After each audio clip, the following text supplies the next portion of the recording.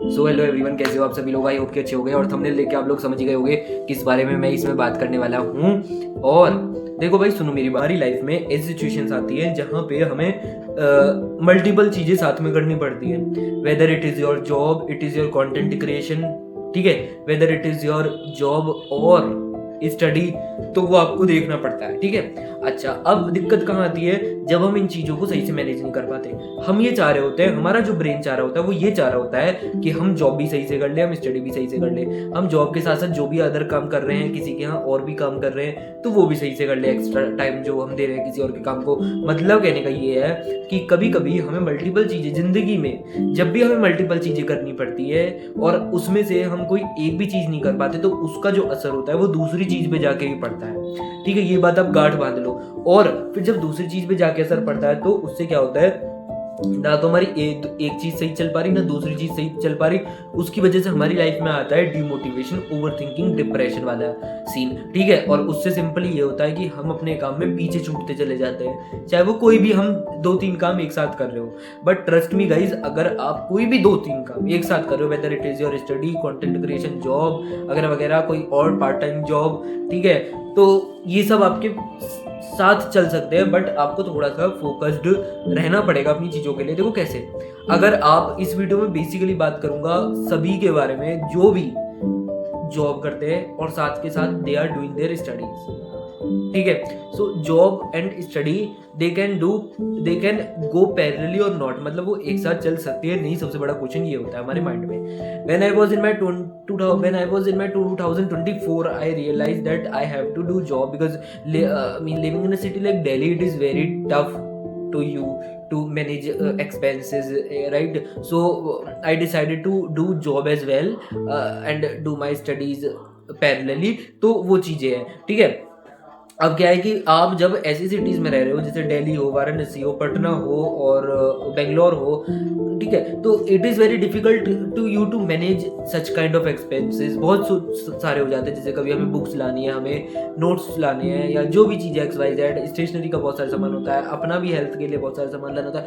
तो उसके लिए हम फैमिली पे तो इतनी एज में आके डिपेंड नहीं रह सकते। So we means sometimes always जब हम एक ऐसी एज में पहुंच जाते हैं, जब हम 20s 19s और 21 वाली एज में होते हैं, we decide to do job and it is okay यार। इसमें कोई इतनी ज़्यादा मैं ये नहीं कहूँगा कि बहुत ज़्यादा शर्म की बात है। It is normal and it is very okay, ठीक है।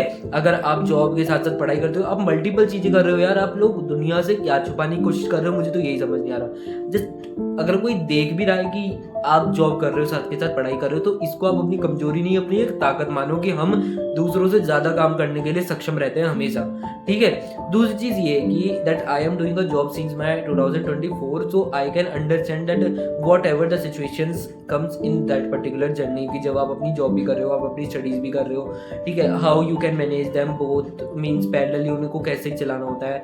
ट्रस्ट मी गाइज, आप लोग कर सकते हो। ये मैं अपने एक तरह से कोई सिंपैथी बटोरने के लिए नहीं कर रहा, ये सिंपैथी बटोरने के लिए मैं ये नहीं कह रहा, आप लोग कर सकते हो। हालांकि ये भी बात मैं डिस्क्लेमर देता हूँ, वो टफ हो सकता है आपके लिए स्टडी और जॉब करना, बट ट्रस्ट मी वो ऐसा नहीं है कि आप उसको नहीं कर सकते। बट अब एक बात और भी सुन लो मेरी, वो हमारे लिए ना, मेरे भाई सुनो मेरी बात, वो हमारे लिए डिफिकल्ट तब बन जाता है when we do not know कि how we can manage them parallelly. जब हमें यही नहीं पता होता कि हम उनको साथ चलाएंगे कैसे, हमारे लिए वो तब डिफिकल्ट होता है। जैसे सपोज करो कि आप कोई जॉब कर रहे हो या मैं ही कोई जॉब कर रहा हूँ, ठीक है। अब उसमें क्या है कि उसमें मैं जॉब तो करके आ रहा हूँ और मैं अकेला रह रहा हूँ, तो डेट मीन्स मुझे खाना भी खुद बनाना है, अपने कपड़े भी खुद धोने हैं, सारी चीज़ें खुद करनी है, सब्जी भी लानी है, सारी चीज़ें खुद करनी है। साथ के साथ मेरे को क्या करना है, मेरे को जॉब का भी काम देखना है। जॉब में करके आ गया, 8-9 घंटे की जॉब हो गई, देन उसके बाद आगे मुझे स्लीप भी करनी है, मेरे को पढ़ाई भी करनी है, ठीक है। फिर सुबह को उठ के जाना है, कपड़ों पे भी प्रेस करनी, lot of things are there, ठीक है। हम ऐसे नहीं कह सकते अरे 8 घंटे ही तो जॉब करके आ रहा है, उसके बाद तो तेरे पास पूरा टाइम ही टाइम बचा है, 24 घंटे में से 8 घंटे का टाले, सारा टाइम ही टाइम है। ये जो ऐसी मेंटेलिटी वाली जो बातें करते हैं लोग या आपके दिमाग में भी आ रही हैं, तो मेरे भाई छोड़ दो और अगर किसी के दिमाग कोई आपसे ये भी बोलता है कि यार 24 घंटे में से 8 घंटे की तो तू जॉब कर रहा है और घंटे तेरे कहाँ जा रहे हैं, तो मेरी बात सुनो, उनसे कुछ मत बोला करो आप। उनसे ना ही तो कोई आर्ग्यूमेंट करना ना कुछ करना, बस चुप रहना। क्योंकि देखो सुनो, अगर आप उनसे आर्ग्यूमेंट करने लगोगे या कुछ करने लगोगे तो उससे आपका टाइम वेस्ट होना। और जब आप एक ऐसी सिचुएशन में हो जहाँ पे आपको जॉब भी करनी है, जहाँ पे आपको स्टडी मैनेज करनी है, so you have to save time. बस मेरी बात इतनी सी है कि आप लोगों को अपना टाइम मैनेज करना आना चाहिए।